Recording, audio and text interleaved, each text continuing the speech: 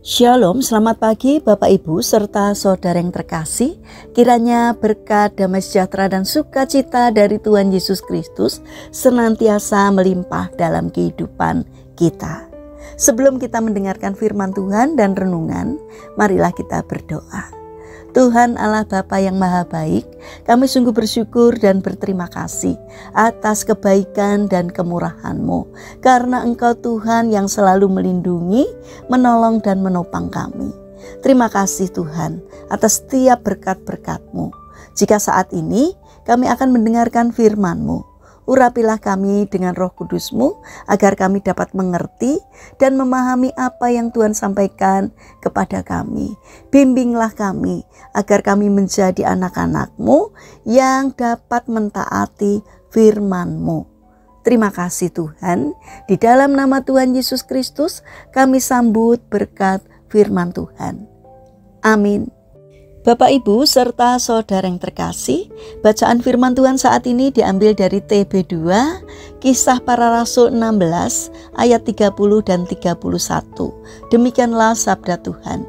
Ia mengantar mereka keluar sambil berkata, "Tuan, Tuan, apa yang harus aku perbuat supaya aku diselamatkan?" Jawab mereka, "Percayalah kepada Tuhan Yesus dan engkau akan selamat, engkau dan seisi rumahmu." Tema renungan saat ini adalah kualitas diri. Bapak Ibu serta saudara yang terkasih, ada setetes embun yang jatuh di sebuah daun.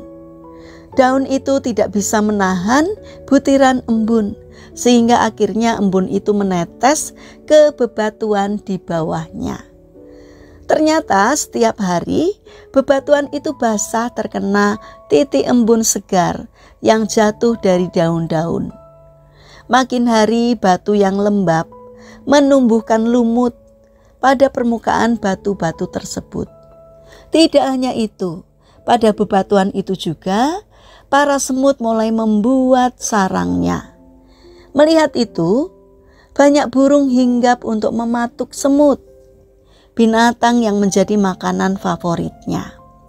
Bebatuan yang awalnya gersang kini ditumbuhi lumut, rumput-rumput kecil, sarang semut hingga membentuk habitat baru.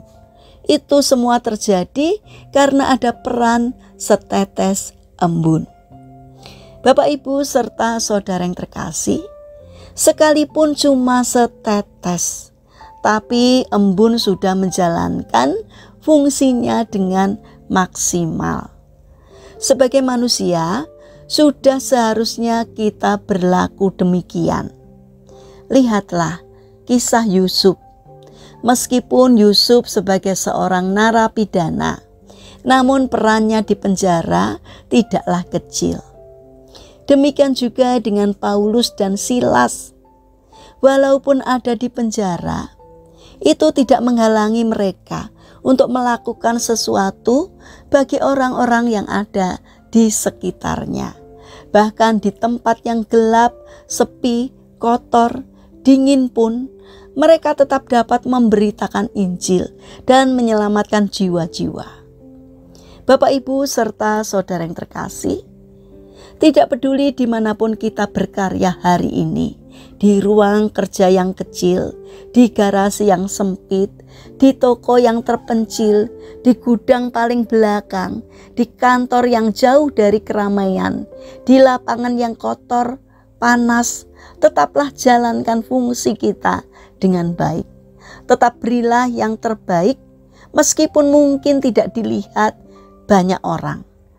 Tetaplah giat sambil terus percaya dan berharap kalau sesuatu yang besar yang dari Tuhan pasti akan datang. Seringkali bukan tempat yang membesarkan seseorang, namun kualitas diri orang itu sendirilah yang menentukan apakah kelak ia akan menjelma menjadi orang hebat atau tetap menjadi individu yang biasa-biasa saja. Mari kita tingkatkan kemampuan diri kita dan terus menjadi berkat yang berdampak positif bagi sesama sampai Tuhan datang menjemput kita. Mari kita bangun karakter untuk terus meningkatkan diri, meningkatkan kualitas hidup, agar kita dapat menjadi berkat bagi sesama. Mari kita berdoa. Tuhan Yesus yang Maha Baik, penuhilah kami dengan kuasa Roh Kudus-Mu, agar dimanapun kami berada, kehadiran kami akan memberi arti bagi orang-orang yang ada di sekitar kami.